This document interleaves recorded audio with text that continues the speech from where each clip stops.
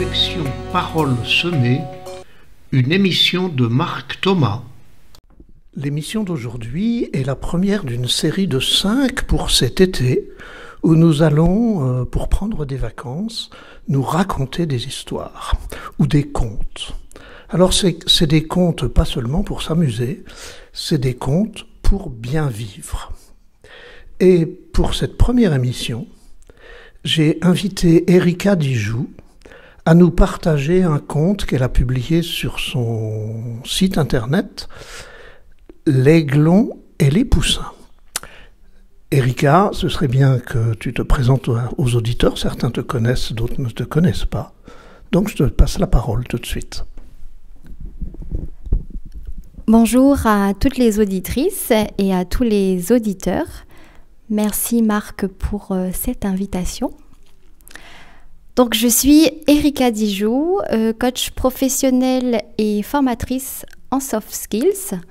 Et ça fait depuis le début d'année que j'ai créé les Cristallides. Et j'ai la conviction en fait qu'un leader sommeille en chacun de nous. Et donc ma mission à moi, c'est d'aller activer ce leader chez les personnes. Et donc je les aide à les impulser dans leur projet de vie personnel et professionnel. Merci Erika. L'Aiglon et les poussins. Sur une île paradisiaque vivait maman aigle, papa aigle et leur petit aiglon à naître. Leur nid se trouvait en haut d'une falaise, le long d'un rempart. Un jour, maman aigle et papa aigle ont quitté leur nid pour aller à la recherche de nourriture. Survint alors ce même jour un cyclone qui avait été surnommé Fakir. Les vents de Fakir furent d'une telle violence que l'œuf dégringola le long de la falaise et atterrit dans la ferme d'un îlette horaire situé en bas de cette falaise. Avec le choc, l'œuf se brisa. Le petit aiglon sortit donc de son œuf et vit autour de lui des poussins qui se trouvaient dans le poulailler. Et il se mit à les suivre. Dans cette ferme, il y avait le fermier qui donnait des graines, le fils occupé par les cabris et la fermière qui triait ses braides. L'aiglon faisait tout comme les poussins, cherchait des vers, picorait et volait à ras le sol. Il grandit ainsi. Arrive un jour un phénomène tout à fait étonnant, inimaginable, unique et sensationnel dans la nature. Les aigles ont décidé de voyager ensemble. Les aigles ont l'habitude de voler seuls. Ils se sont envolés donc de façon déployée, de façon épanouie, de façon réalisée. Ils étaient tous majestueux.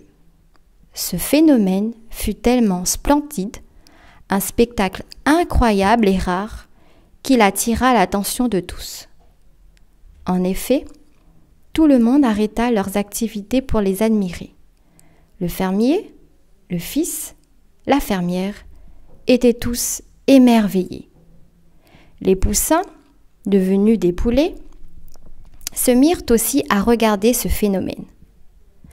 À ce moment-là, l'aigle lui aussi leva la tête et vit cet admirable phénomène. Il se dit « Oh waouh, comme j'aurais aimé être un aigle !» Tous les autres poulets se moquèrent de lui. « Toi, jamais ! Dans tes rêves, tu es un poulet, tu resteras poulet. » Et triste et désespéré, il continua à picorer les graines que lui lançait le fermier. Il continua sa vie croyant qu'il était un poulet. Il pensait que là était sa place et mourut ainsi. Merci Erika.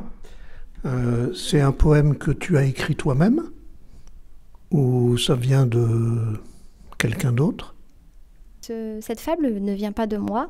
Donc c'est un auteur inconnu. Maintenant, à toi de nous dire quel message tu entends à travers ce poème-là et de nous le partager, si tu veux bien. Alors cette histoire a une morale, vous l'aurez compris, et la morale est surtout portée sur l'aigle. En effet, cette histoire nous fait réfléchir sur cet aigle qui a fini par se prendre par un poulet. Il a cru en ces poulets qui lui ont dit qu'il n'était qu'un poulet. Il a laissé les autres définir son potentiel. Imaginez un instant si cet aigle avait cru en son potentiel. Que serait-il devenu? S'il avait au moins essayé de déployer ses ailes et voler, il aurait pu juger par lui-même. Mais ce ne fut pas ainsi. Ne laissez personne déterminer qui vous êtes et de quoi vous êtes capable. Regarde bien ce que tu admires chez les autres. Regarde bien ce qui te fascine chez eux. Tu es attiré par des personnes qui te rappellent le potentiel qui t'habite. Alors au lieu de regretter de ne pas avoir les qualités qui sont les leurs, prends conscience et développe ces mêmes qualités en toi. En temps normal, la morale s'arrête à là. En effet, cette histoire a tendance à se focaliser sur l'aigle et à oublier les autres personnages. Moi, j'aimerais apporter ma touche personnelle et aller un peu plus loin avec vous. Oui, l'aigle est majestueux, ce qui laisserait croire que l'aigle est plus important que le poulet. Nous avons tendance à juger supérieurs ou inférieurs les personnes, les métiers, les fonctions, alors que chaque personne a son importance et sa valeur. Il existe des aigles qui se croient poulets et des poulets qui se croient aigles, car elles ont grandi avec de fausses croyances sur leur identité. Et ce sont donc des personnes qui ne sont pas heureuses. Elles ignorent leur vraie valeur, c'est-à-dire inestimables. Notre société nous apprend à porter un regard dévalorisant sur les personnes et à dire que l'une est meilleure que l'autre ou vaut plus que l'autre. C'est nul d'être un poulet, pourrait-on comprendre ou entendre. Chez les cristallides, nous avons pour mission de mettre en lumière l'identité de la personne afin qu'elle puisse découvrir, reconnaître sa valeur, son potentiel et ses talents. Pour finir, nous croyons autant en les aigles qu'en les poulets. Le monde a besoin autant des deux, ce que ne fait pas le fermier ni la fermière. Nous y venons à ces personnages. Ils représentent les parents, les éducateurs, enseignants, managers, qui ont la responsabilité d'activer, de mettre en valeur le potentiel et les talents chez nos jeunes, ces aiglons et ces poussins. Alors, aiglons ou poussins, soyez fiers de qui vous êtes. C'était donc le premier conte d'une série de 5 au cours des 5 prochaines semaines. Et après chaque conte qui est de la sagesse humaine, qui n'est pas rattaché à une religion ou à un courant de pensée, après chaque conte, il y aura une proposition d'un passage de la Bible.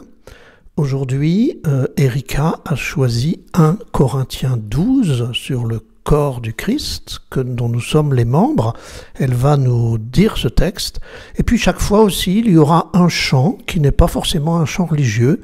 Cette fois-ci, ce sera un chant de Henri Salvador, L'abeille et le papillon. Et on terminera la mission comme ça. À toi, Erika, de nous partager ce texte de Corinthiens 12 que tu as mis en lien avec le conte L'aigle et les poussins. Prenons une comparaison. Le corps ne fait qu'un, il a pourtant plusieurs membres. Et tous les membres, malgré leur nombre, ne forment qu'un seul corps. Il en est ainsi pour le Christ. C'est dans un unique esprit, en effet, que nous tous, juifs ou païens, esclaves ou hommes libres, nous avons été baptisés pour former un seul corps. Tous, nous avons été désaltérés par un unique esprit. Le corps humain se compose non pas d'un seul, mais de plusieurs membres. Le pied aurait beau dire « je ne suis pas la main, donc je ne ferai pas partie du corps », il fait cependant partie du corps. L'oreille aurait beau dire « je ne suis pas l'œil, donc je ne fais pas partie du corps », elle fait cependant partie du corps. Si dans le corps, il n'y avait que les yeux, comment pourrait-on s'entendre? S'il n'y avait que les oreilles, comment pourrait-on sentir les odeurs? Mais dans le corps, Dieu a disposé les différents membres comme il l'a voulu. S'il n'y avait en tout qu'un seul membre, comment cela ferait-il un corps? En fait, il y a plusieurs membres et un seul corps.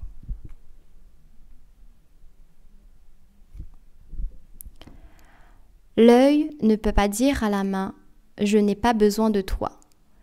La tête ne peut pas dire aux pieds « je n'ai pas besoin de vous ». Bien plus, les parties du corps qui paraissent les plus délicates sont indispensables. Et celles qui passent pour moins honorables, ce sont elles que nous traitons avec plus d'honneur. Celles qui sont moins décentes, nous les traitons plus décemment. Pour celles qui sont décentes, ce n'est pas nécessaire. Mais en organisant le corps, Dieu a accordé plus d'honneur à ceux qui en est dépourvu. Il a voulu ainsi qu'il n'y ait pas de division dans le corps, mais que les différents membres aient tout le souci les uns des autres. Si un seul membre souffre, tous les membres partagent sa souffrance.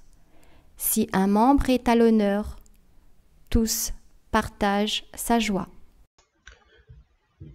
Je vous invite maintenant à aller écouter sur Internet un chant que je ne peux pas publier ici pour des raisons de droit d'auteur. Ce chant est de Henri Salvador. Il s'appelle « L'abeille et le papillon ». Bonne écoute. Voilà, chers amis, bonne semaine. Alors, aiglon ou poussin, abeille ou papillon, oreilles, yeux, pieds, mains, soyez fiers de qui vous êtes. C'est à cela que nous invitait Erika aujourd'hui. Merci Erika, bonne semaine à tous.